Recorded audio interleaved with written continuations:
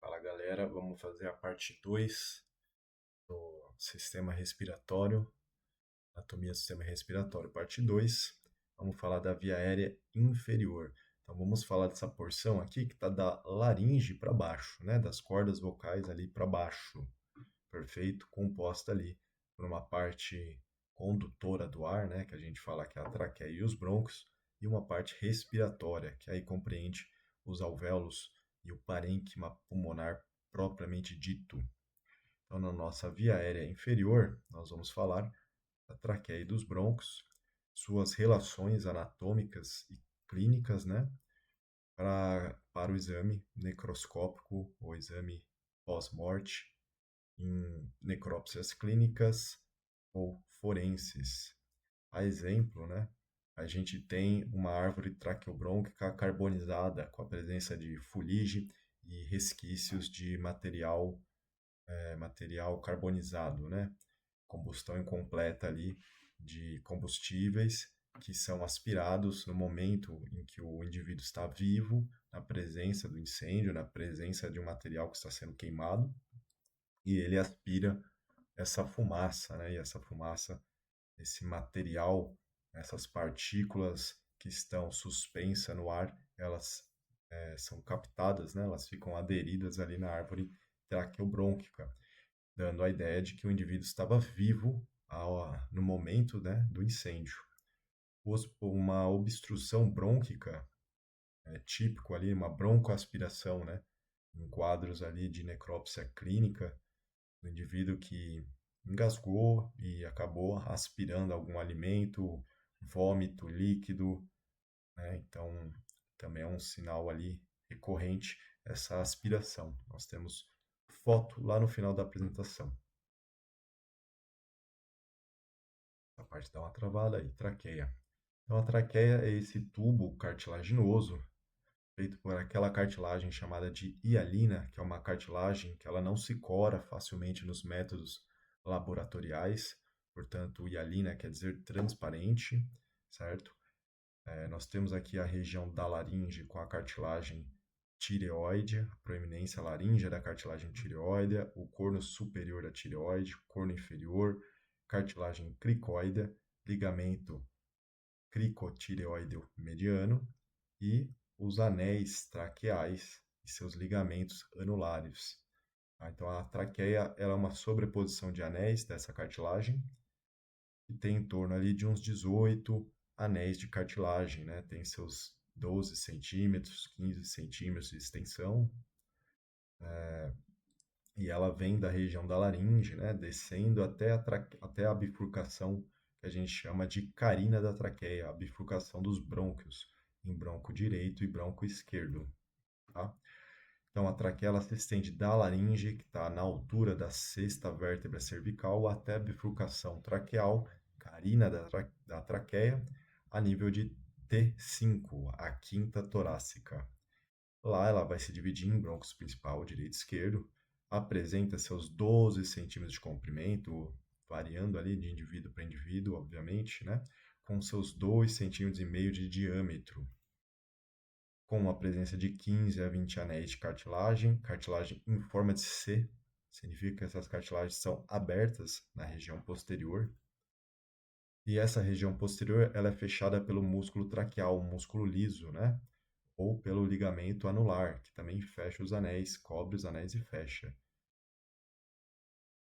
Um corte axial da traqueia, mostrando a sua relação com o esôfago, tá? Que está posteriormente à traqueia, e nós vemos as camadas dessa traqueia. Primeiro a mucosa, depois a submucosa, depois a cartilagem alina e a adventícia. A adventícia é uma túnica externa de proteção da traqueia que recobre e é o que faz contato com os órgãos adjacentes a ela. Então nós temos aqui na mucosa um epitélio típico do sistema respiratório, né, que a gente chama de um epitélio pseudoestratificado, né, ciliado, células colunares e ciliadas, certo? Então tem cílios, como é evidente aqui. Deixa eu remover um pouquinho aqui a minha cara. Isso. Tá? Então aqui são cílios, né, dessa traqueia.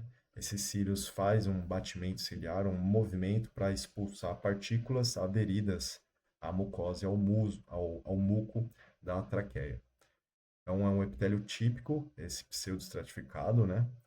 Nós temos abaixo, o epitélio é fixado por um tecido conjuntivo, que a gente chama de lâmina própria, certo? Sustenta esse epitélio que está acima.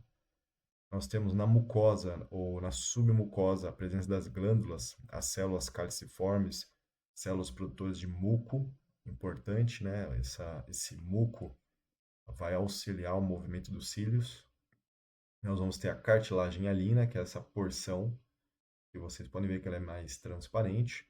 Aqui nós temos grupos, né, de condrócitos da cartilagem com o núcleo corado e a adventícia, que é a camadinha mais externa, né, a cobertura. O músculo traqueal ou membrana, né, parede membranácea da traqueia, que fecha o anel cartilaginoso em sua região posterior e faz parede com o esôfago, né, com o esôfago e suas camadas, a mucosa, a submucosa, a muscular, e o esôfago tem uma parte com serose e uma parte com adventícia. Tá? Então é para mostrar essa relação anatômica. Uma imagem aqui cadavérica, né? A peça mesmo. Então você tem a traqueia, os brônquios, perfeito? Pulmão direito, pulmão esquerdo, né? O arco da aorta foi removido aqui, a glândula tireoide, as cartilagens tireoide.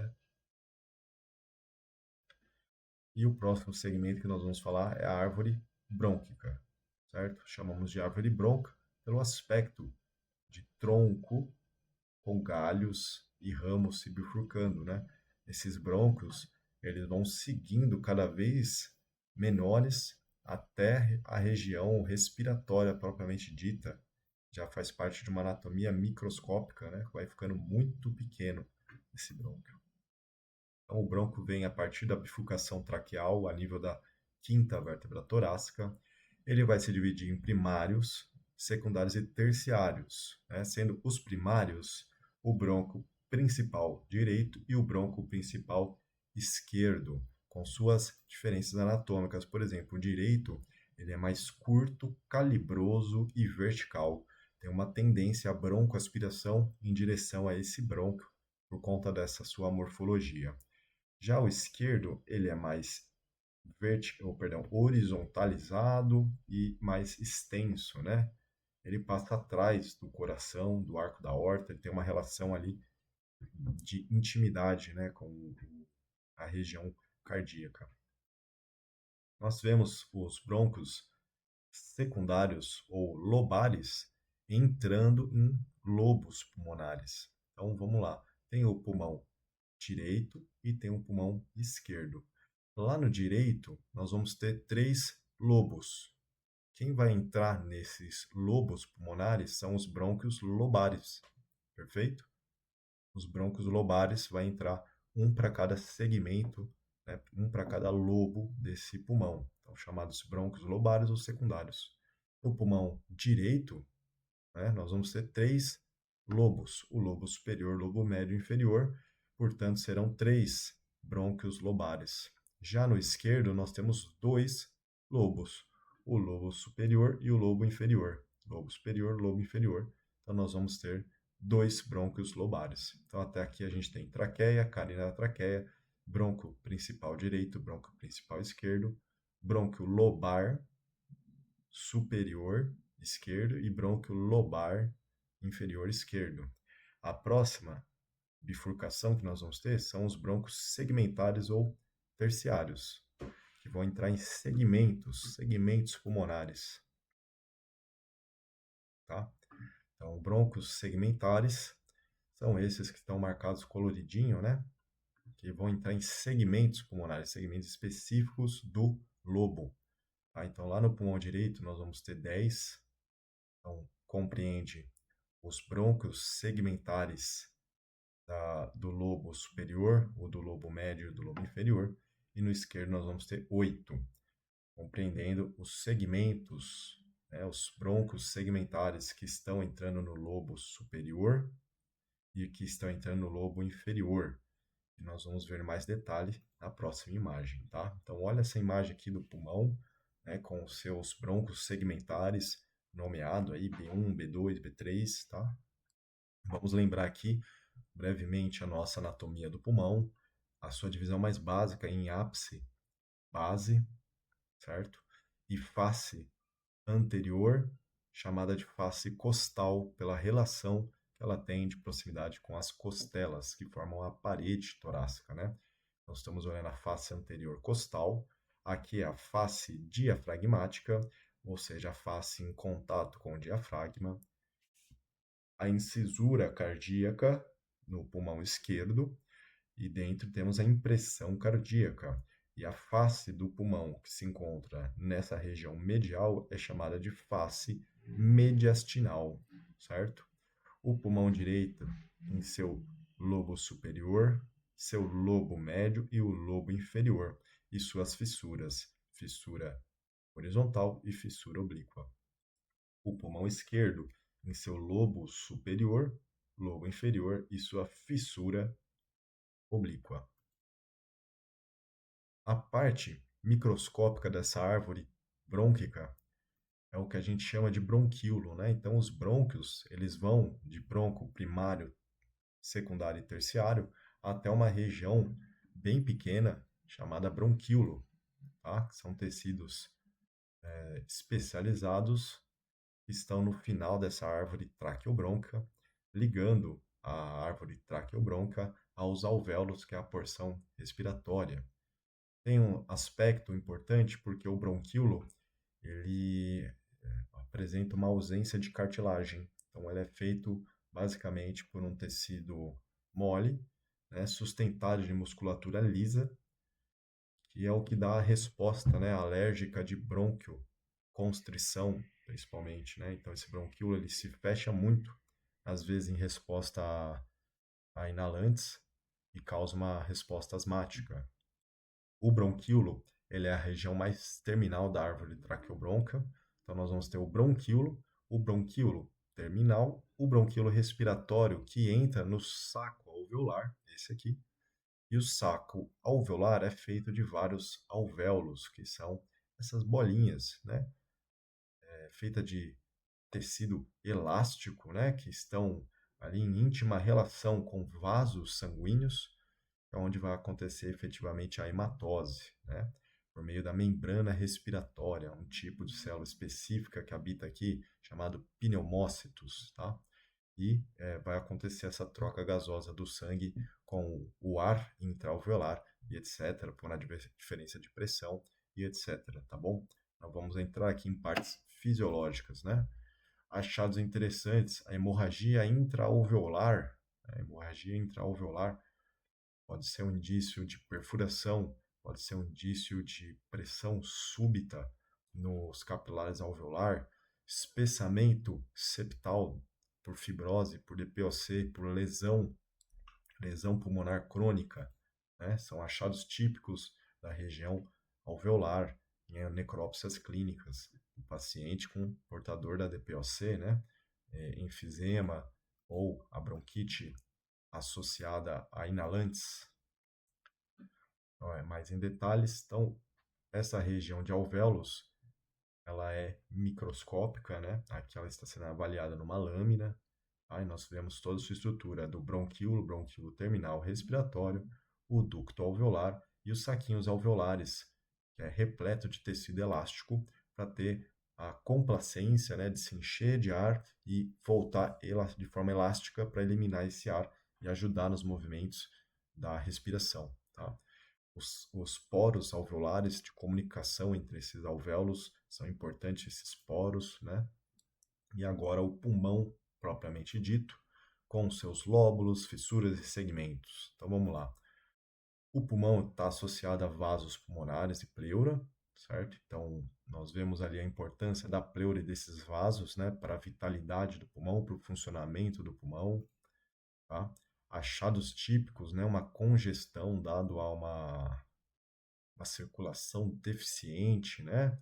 Fluxo lento, um edema dado a traumatismo, a enfisema causada por inalantes, infartos devido a trombo, né? Ou consolidações de pneumonia. São achados típicos da qual a gente vai mostrar algumas fotos agora, né? Passa mais um pouquinho, deu uma travada, agora sim. E aí, fazendo uma interpretação dos segmentos broncopulmonares, tá? Eu peguei aqui o pulmão direito, nós vamos analisar o lobo superior, o lobo médio e o lobo inferior do pulmão direito. Ele está aqui em sua totalidade, né, em seu ápice e sua base, e sua face costal, com suas fissuras, a fissura horizontal e sua fissura oblíqua, que o divide nesses lobos, né, um lobo superior, lobo médio e lobo inferior.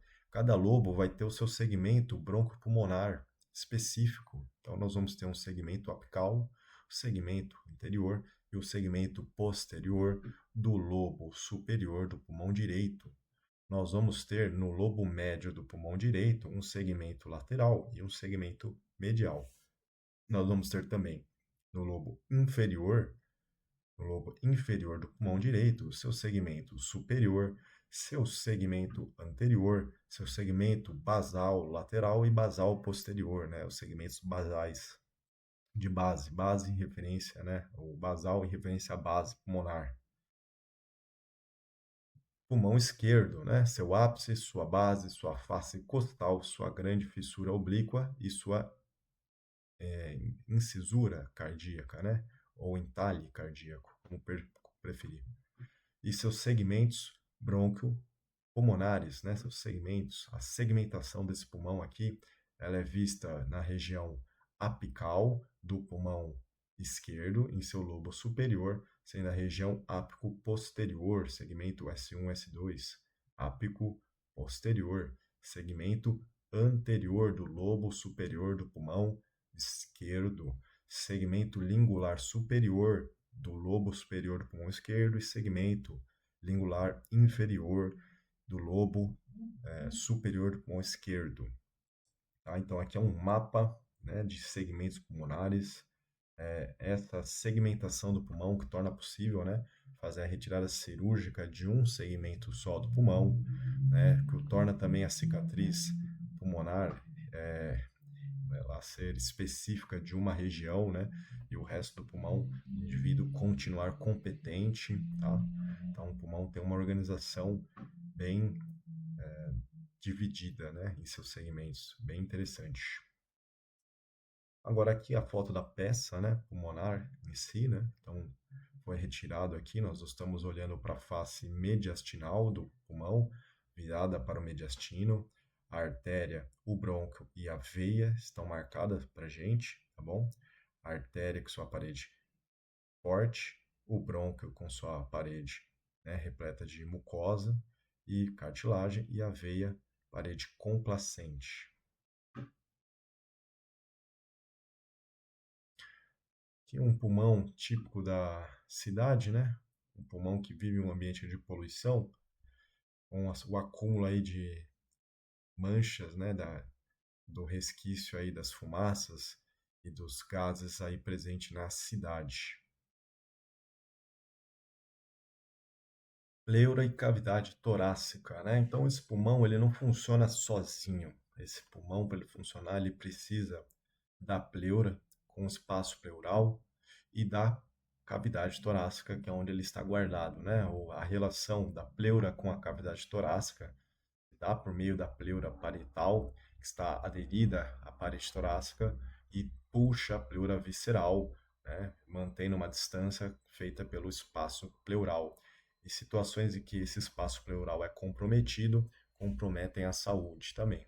Ou seja, um hemotórax, um pneumotórax, são situações ali frequentes no trauma, onde ocorre sangramento no espaço pleural ou presença de ar no espaço pleural, impedindo ambas as situações que esse pulmão se encha de ar, né? Porque ele vai ter alguma ou sangue ou ar impedindo, né, o movimento da pleura naquela região. Derrame pleural é a presença de líquido, né, no espaço pleural, ou melhor dizendo, né, uma quantidade excessiva desse líquido pleural, é um sinal típico de infecção ou câncer, né? Também possivelmente o trauma, né? Acontece isso. tá? Mas é muito típico de infecções ali, por conta, é um sinal inespecífico, né? Mas associado a infecções.